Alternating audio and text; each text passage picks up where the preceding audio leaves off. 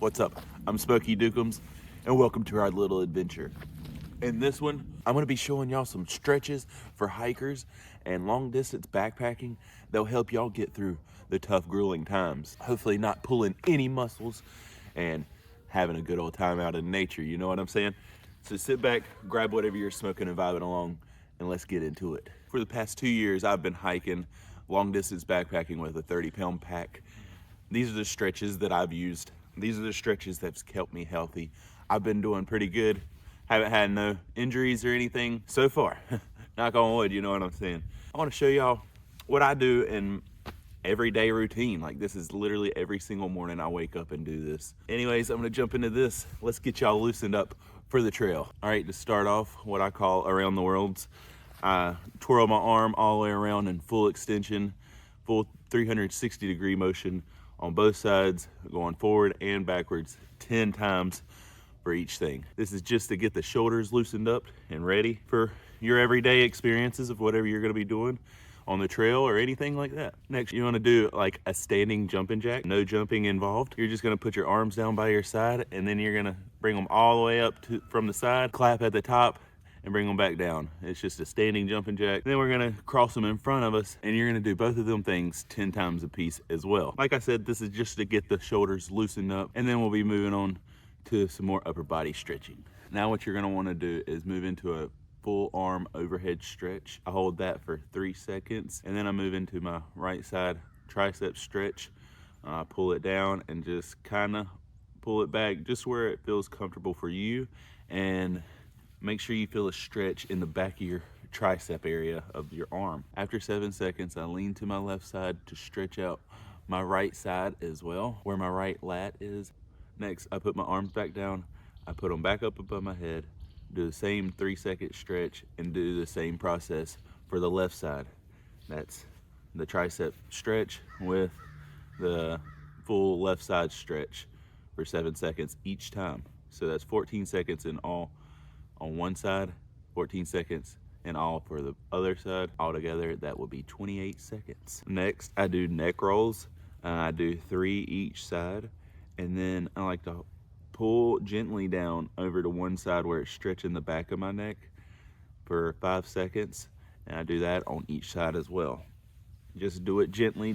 You ain't had to stretch your neck to where it breaks it or anything like that. That's just to get the full upper body a little bit more mobilized, you know what I'm saying? That's what you really want. You want to stretch out your abs, your back, your triceps, your shoulders, everything. Just get everything loosened up. And now we're going to be moving into the lower part of the stretches. What you're going to roll into for our next stretches, for our first of our lower body stretching, is a full body extension, just to stretch that core out. And then with the feet together, legs locked out, bend all the way down and try to touch your toes. I like to hold that for 10 seconds, and then we will move into spreading our feet apart into a semi-split, not too far. You're gonna lean to your left side. You're gonna hold that for 12 seconds.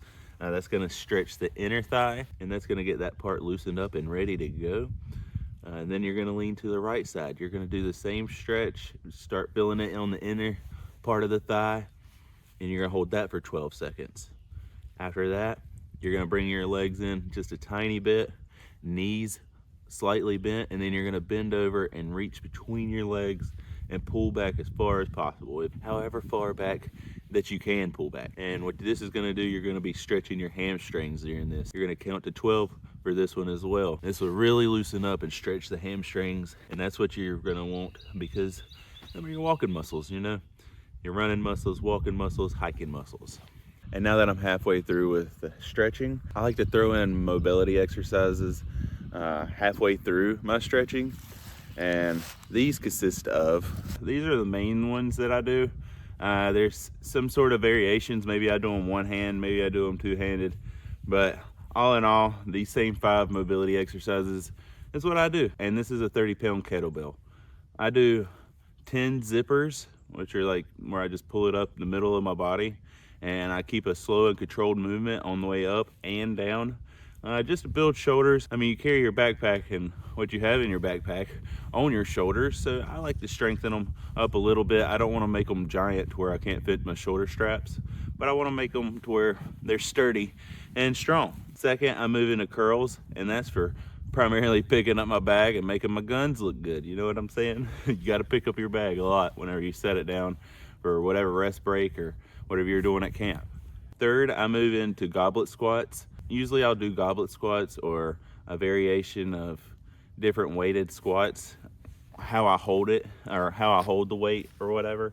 But besides that, it strictly stays the same, around 10 to 15 squats. Right after squats, I immediately move into lunges. I do no weighted lunges, not really anything behind that. I just prefer no weighted lunges. I do 20 of them, so that's 10 lunges per side each leg. I mean, it stretches out your glutes, it works your glutes, it works your thighs, and overall, I really like the lunge. And one of the most important to me, I reckon I would say, is the hamstrings. I do a combination of basically like a toe touch with my knees slightly bent, how we did for the stretch that would really stretch the hamstring. I just hold a weight between my legs with my legs slightly bent and them spread apart. I go down and I let the bottom of the weight touch the ground.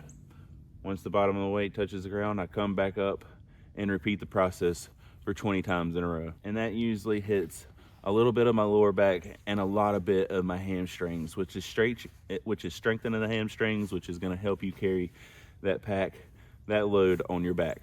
Something new that I just started throwing into my stretching routine in the mornings, I do like 1 to 3 sprints. I have around probably a quarter of a mile of a yard that I can go around in a circle.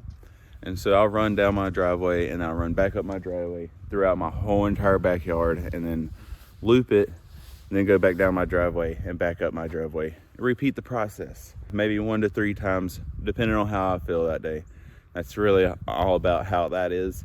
So I need to knock out this run real fast and we'll hop back into the stretching. After your 1 to 3 laps, which I decided to do 3 laps today, got a big adventure coming up this weekend. Right after your run, you want to like slow down to a walk and let your breathing come back to normal, just to be a little bit more on the safe side, healthy side. And then I like to pick up for my walk my 30-pound kettlebell and walk up and down my driveway. Whenever I make it up to the other side of the driveway, I switch hands and carry it back the other way. My grip strength, I guess, I don't really know why I do that. That's just my preference. You can walk without the kettlebell and no weight if you would like. Right after that, I go right into 10 calf raises.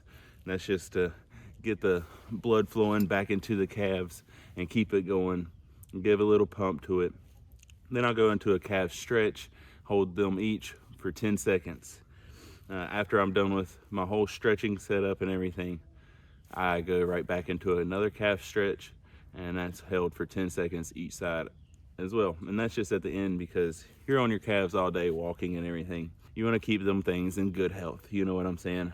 For this next exercise, we're gonna put one foot up. We're gonna pull down like in type of a lunge, but have your foot up against your butt. And you're gonna pull down and stretch your front thigh. This is gonna be your whole quad right here. You're gonna get a good, nice stretch in, and you're gonna hold this for 10 seconds.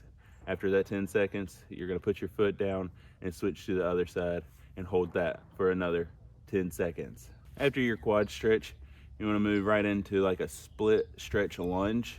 I hold them both for 10 seconds each for each side. That really gets in the groin area and the upper part of your front hip. Next, what you wanna do is what I call the double butterfly.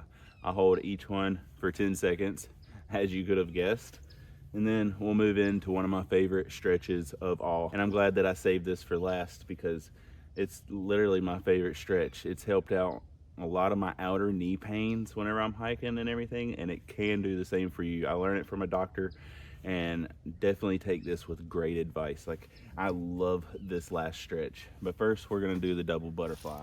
Essentially, the double butterfly is a standing part where I put my elbow on the inside of my knees, put my hands a little bit further than shoulder width apart. I push my legs apart with my elbows like butterfly wings.